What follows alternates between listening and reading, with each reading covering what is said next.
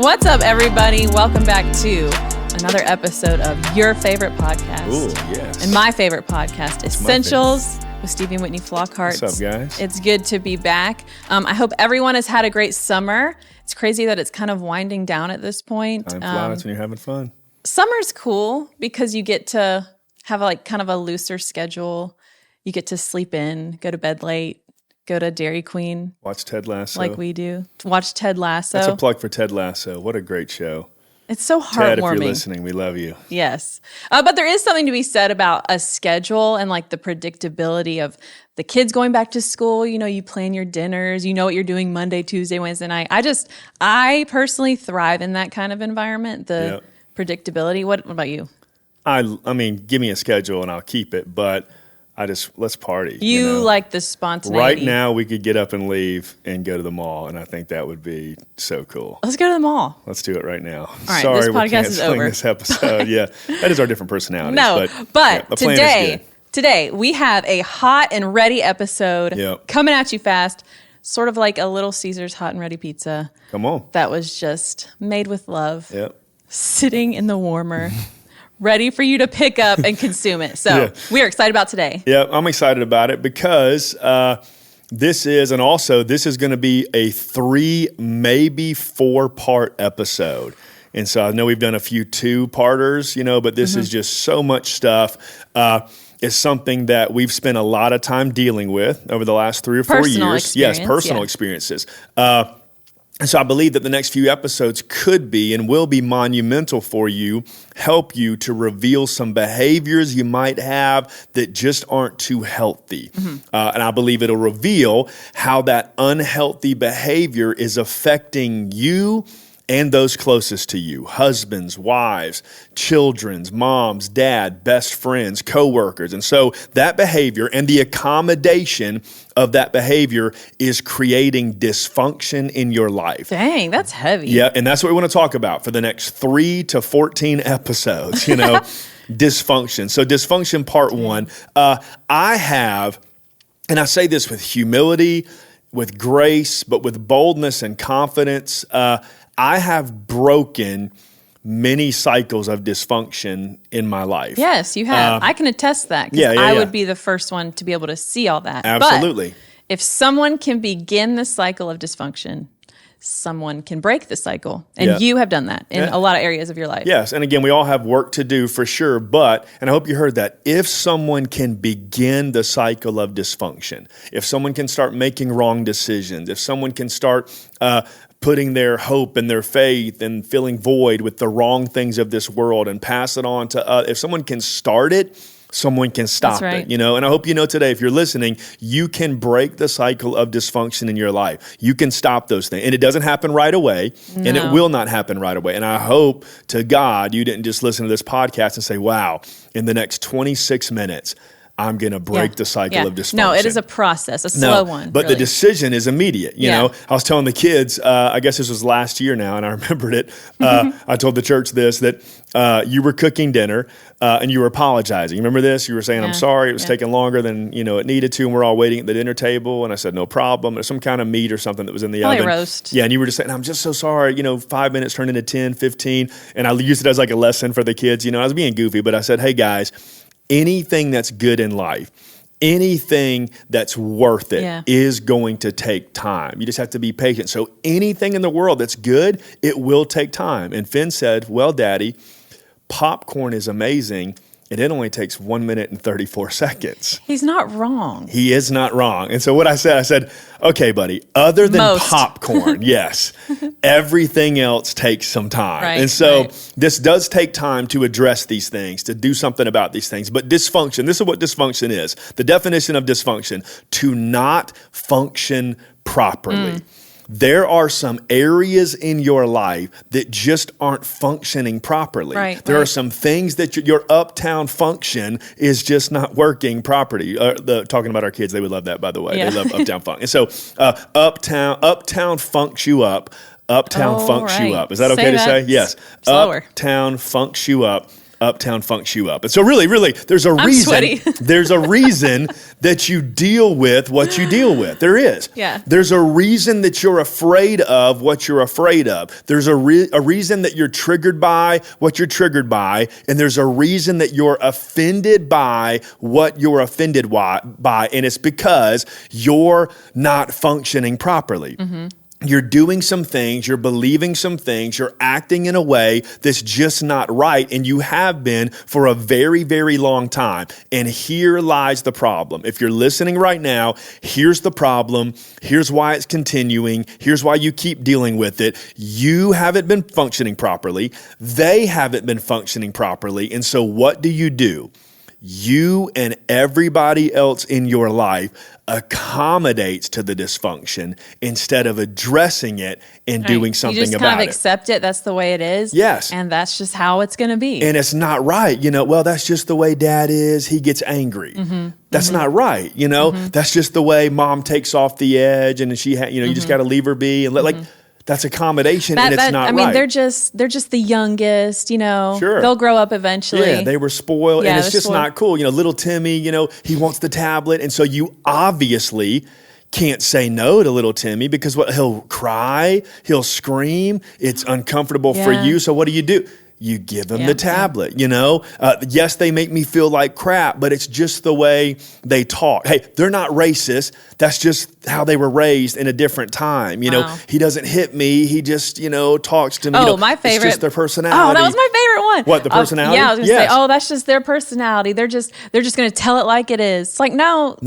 They're a jerk. That's their dysfunction, and the list goes on and on and on and on and on. And so that's why we wanted to do this podcast or the next couple, because you need to do something about it. Yeah. You need to address it. Jesus said we should have childlike faith, not childlike behavior. Ouch. That's good. Yeah. Have faith like a child, not behavior like a child. And so Whitney and I can't do anything about your dysfunction. We can help you see it. We can give you tools to break the cycle. We can share our story, but you have to address it. You have to confront it. You have to do something about the dysfunction in your life. And I wanted you to know, as she has said and I have said, the cycle can be broken. That's right. And it should be broken. And your Heavenly Father desires for it to be broken. Listen to what Isaiah 57, 18 and 19 says. It's so powerful. I've seen how they acted, but I will heal them. I will lead them and help them. I will comfort those who mourn and offer peace to all, both near and far. He says, God sees your pain and God wants to bring you peace. But there are some things that you must do first. There are some decisions that you need to make. And there's a way to do it. There is. Listen, yes, you are flawed. And yes, you've actually been trained and instructed on how to be flawed. Watch this. You were trained and instructed on how to be flawed by parents who were trained and instructed on how to be flawed. By parents who were trained and instructed on how to be flawed. One more time. And the list goes on and on. By parents who were trained and instructed. Your great, we're all flawed. We all have sinful nature. None of us ever get it right. Yes. But let's talk about generational curses for a second. I know you probably have heard that term, and maybe it's not so much a generational curse as it is generational sin. Obviously they're wrong patterns, wrong beliefs, wrong behaviors that you pick up from your parents who picked it up from their parents. Yep. But just because they're passed down to you does not give you an excuse to remain that way. So at some point it's a reason, not an excuse. At some point you have to take responsibility for your own actions. Like let's use divorce as an example. Maybe your parents and your grandparents, maybe they came from a broken home. Maybe you come from a broken home where you didn't see what a healthy marital relationship looked like. Yep. So you bring to your marriage now the only thing that you learned, which was an unhealthy way of being married. Yep. So that causes unhappiness, dysfunction, and maybe eventually ends in divorce. Yep. So what It's like another example of a generational sin or generational curse. Watching, the anger could be one, how you tick, how you trigger, what you're triggered by when wife says something that you don't like. I think it's so bizarre because we have sat down with a lot of people. We do help a lot of people that a mom, a dad, let's say husband and wife are coming in, they're seeking help, they're seeking guidance, and they're wondering why their 3-year-old is out of control, right? Why he's hitting teachers, why he's screaming and saying no, and he's throwing toys. But then you kind of dig down into it, and all child is doing learned behavior is watching how mom and dad deal with conflict. Right. When dad doesn't get his way, how does he respond? When things don't go according to plan, how does mom respond? Right. And I think we look past that, or we kind of we always give ourselves the grace and or we don't realize the impact that our behavior is having on even our toddlers at the time. Our kids are always watching. Yeah, they are. And again, we pass that down and we learn it from others. And so there was another story, I guess, that reminded me of what takes place with this dysfunction. We went to Orlando, Florida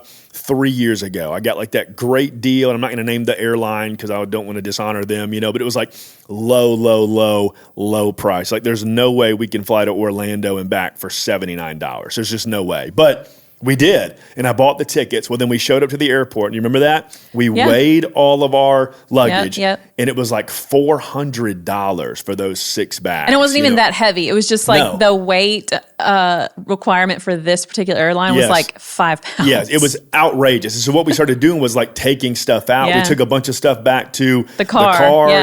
We put like hair dryers and shoes and backpacks and carry-ons, and they tried to charge you for carry. It was just outrageous. And so it was still a ton of money. I think it was like $250, $300 to do it. But when we went back, watch this, everybody. When we went back the next year, when we flew that airline again, which will be, and it's like Voldemort, like we will, that shall not be named. We went back. There were some things on purpose that we did not bring. We made a conscious decision. We do not want to bring this on the trip because it's not worth it. Exactly. We don't want to pay that. Listen, baggage is costing you much more than you ever wanted to pay. That's good. You're carrying badges. And if you're not careful, before you know it, all you'll have in your life is baggage. This is what takes place. Watch, I want you to get this mental picture. Here's what happens, and here's what we do. We say, hey, honey, would you hold this for me? Hey, son, hey, daughter, hey, brother, sister, hey, spouse, friend, coworker, carry this for me, hold this for me. And before long, and I'm telling you, this is the truth, before long, divorces are taking place because a spouse has been carrying something that you weren't meant to carry, and they sure as heck weren't meant to carry for far too long. Or you become an exhaustive person to be around. Who wants to be friends with somebody who just hands off their crap for you to carry? Kids get 12, 13, 14, 15 years old and never want to be at the house. They're 18 and they hit the road. Why? Because there's been baggage that has just been building up for years, maybe decades, and they just don't want to carry it anymore. And so obviously, as I've said, and yes, this will be a 3 or 4 part series, but you can't fix everything and address everything in a 24-minute episode. So here's what we wanted to say today. If you've got some stuff going on in your life, seek some help. Yes. Can't say that enough. Call your pastor, a small group leader, whatever it is, and seek and say, this is what I'm dealing with. You've got to address it. You've got to do something about it because we all have dysfunction. Well, I was going to say, if you can't think of what your dysfunction is, like you just said, we all have dysfunction. Ask ask the people who are closest to you. Hey, what are some things that I'm carrying around that I don't need to be carrying around? What are some things I'm putting off on you? What do you feel like you're carrying for me that neither of us should be carrying? It's great. They'll tell you the truth. And hey, listen to them.